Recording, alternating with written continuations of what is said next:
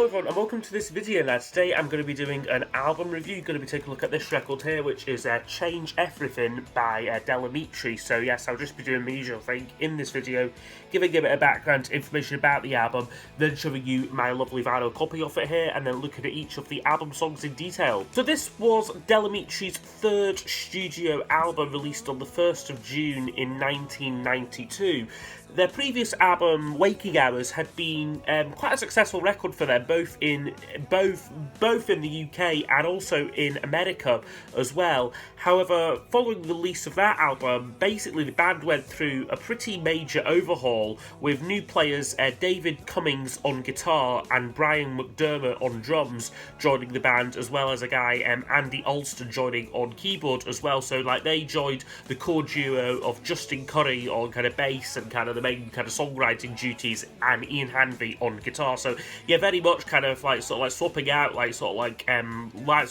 of the 5 band members was quite a substantial change. So despite this kind of brand new fresh kind of band coming in to make this album, it sounds like a seasoned group of musicians, It sounds like a great sort of tight band who know each other well, been playing together a lot, and the kind of the interaction between the musicians on here is just really, really interesting, and it's kind of you almost couldn't tell that they had basically changed the entire band. However, despite the lineup change, in terms of the actual album's sound, it is very similar to Waking Hours. I'd say it's pretty much just kind of straight ahead, kind of contemporary, radio friendly pop rock kind of sound with a slight hint of Americana. So a very similar kind of sound to Waking Hours. However, Justin Curry at the time said that he felt that this album was a bit more relaxed and kind of looser to Waking Hours, but it's still by no means a kind of rough and ready kind of album. It is a very well produced record, this, and that that certainly comes through.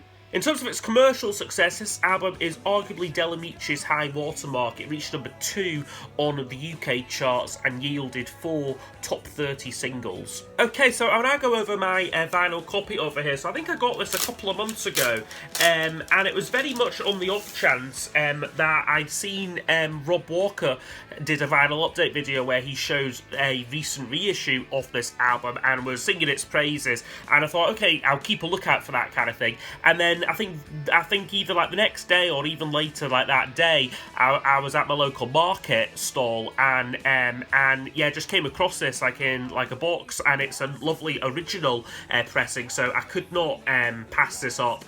And yeah, I've not heard the album before then, so it was very much just going off Rob Walker's recommendation, and I think as you'll tell by my review, it was very much a sound recommendation. So yeah, there's the lovely original in the sleeve with some nice pictures of the band. You get all of the lyrics on there as well, and this is just on a kind of book standard A&M records there. So yeah, that's the vinyl record looked at. Okay, so I'll now go over each of the album's tracks in detail. So I'll score each track out of 10 and then use those scores to give us a overall percentage marking for the album. But you will be my downfall tonight. So the album kicks off with the track Be My Downfall, which is a really nice kind of laid-back kind of opener to sort of kick off the album. A bit of a kind of slow burner, off a song. Very evocative track. It's just, it begins very kind of quietly, just this kind of this acoustic guitar, and then I think there's a kind of steel kind of bottleneck guitar on it as well. Lyrically, it's kind of about a kind of a love affair that I guess that you shouldn't have had kind of thing. He sings be my downfall, be my great regret, be my undoing, my slow road to ruin tonight. So yeah, nice kind of twangy Americana song, all round a pleasing opener, just really eases you into the album, I think. So yeah, a good song there. Also, this was a single from the album, reached number 30 on the UK charts.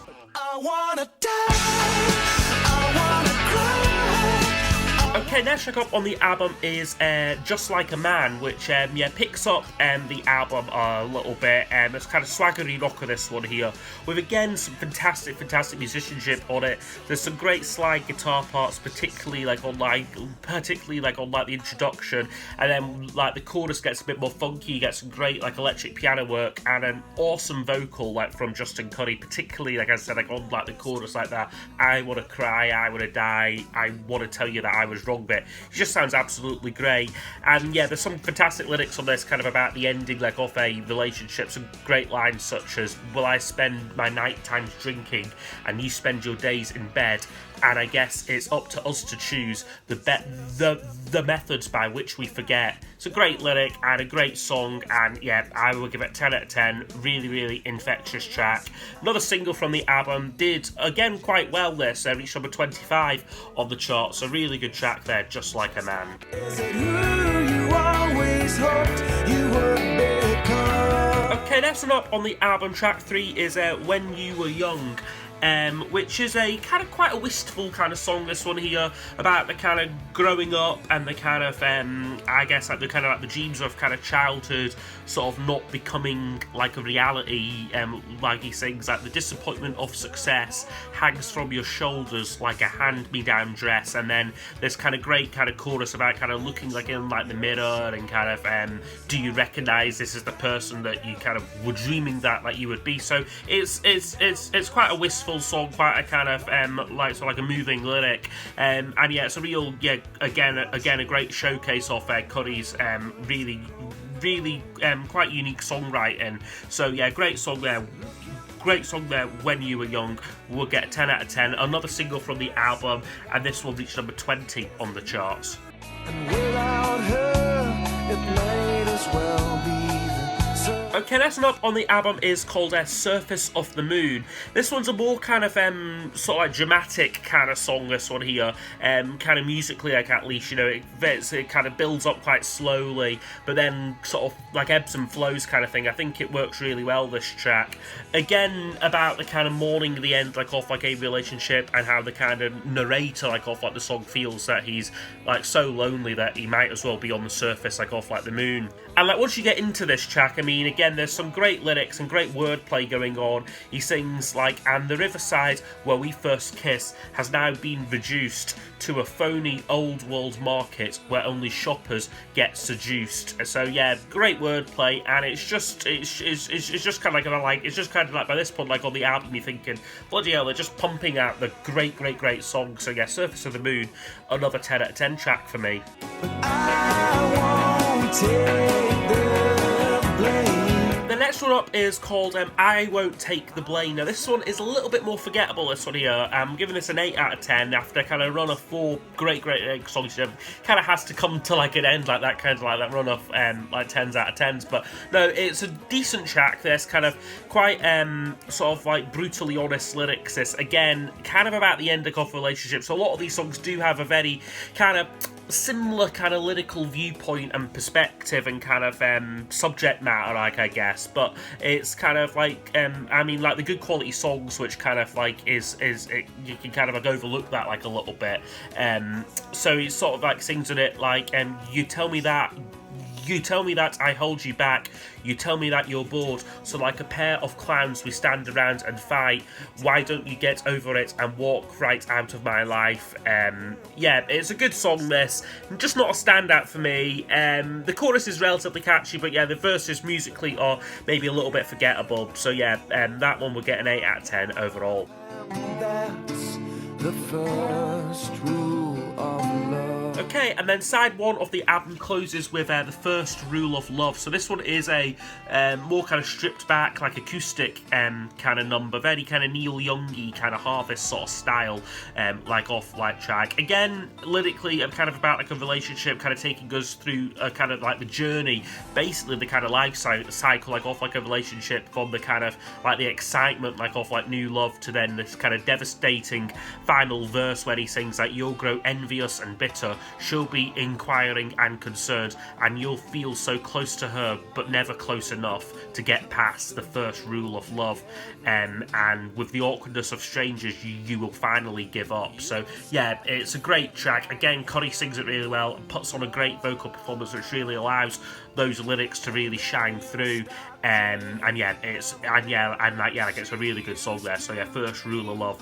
for me will get a 9 out of 10. Baby, the ones that you love lead you nowhere. Okay, so flipping over the album onto side 2, which kicks off with The Ones That You Love Lead You Nowhere. Now this one I think is a bit of a fan favourite. It's certainly one of the, it wasn't a single, but it is definitely one of the more popular and kind of more mentioned songs from the album. But for me personally, it's not a real favourite of mine. It's certainly, it's a solid rocker, this one here, some great guitar work on it, but for me it just feels like a much lesser song than some of the other tracks on the album. The lyrics are just not quite up to the same standard as some of the other tracks, and musically it's good, but they're not quite breaking new ground on this track for me. So yeah, the ones that you love lead you nowhere for me would get a 7 out of 10.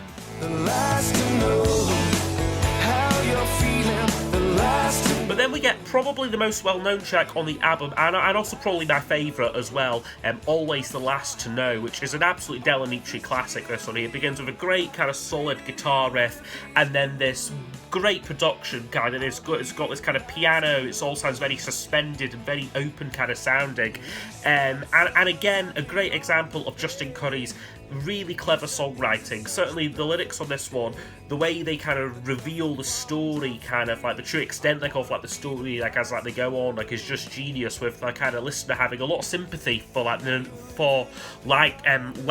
narrator off the track, during the first half off the song. He's singing lines but now you're living up behind the hill, and though we share the same city and feel the same sun, when your winter comes I'll be the last to know. So there you think, oh, this guy's been really, really hard done by, but then the last line of the song basically reveals that he's kind of he is the one who was kind of cheating on his girlfriend or wife or whatever. So it's a cleverly written payoff to the track, I think, and it kind of completely reverses the narrative and gives the song, for me anyway, a lot of replay value, so it's a great track. Also probably it's Del Amitri's biggest UK chart hit, this as well, reached number 13 on the charts, and it is a great song. So yeah, for me, Always the Last to Know, an easy 10 out of 10 there. 'Cause I've had enough bad news. Okay, next up is called To Last a Lifetime. So this one is a slower track, but it's one which I find quite a moving song actually. I think it's just the kind of combination of the kind of music where it's got this kind of it's got this kind of tension to it. It really doesn't feel settled or in one place, and then Currie, again, his awesome vocal performance, particularly on that line, I've had enough bad news to last a lifetime. It's just great, and then you've got some fantastic guitar interplay on it between Hamilton and Cummings. It just really, this song in particular is one where it feels like they've been long-time sort of players who've played together in a band for decades, not just recently brought together, and this is the first thing that they're recording. It just sounds so natural and so clicked in, I think. So yeah, To Last a Lifetime, a great song there. Another 10 out of 10 from me.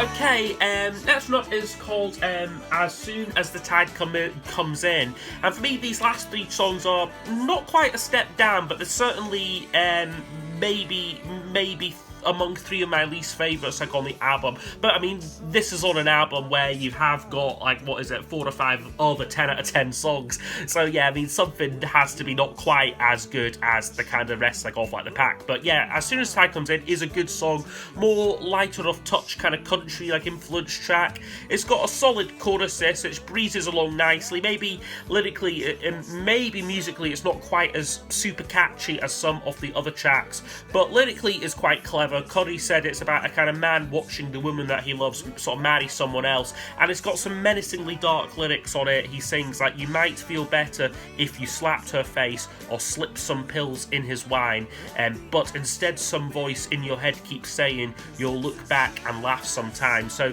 it is a great song when it's on. I do enjoy its lyrics, and again, it really tells a great kind of story, but maybe musically it's just not quite as instantly memorable, I guess, as some of the other tracks.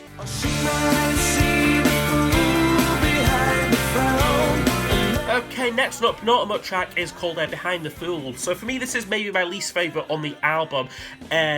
Lyrically, again, it's quite kind of like relationship basis, one about kind of being anxious, like in like a relationship, about the kind of possibility like of it ending. He sings like, "Behind the cool, there's a dreading that someday she'll betray you, someday she will dispose of all her photographs of you," he sings.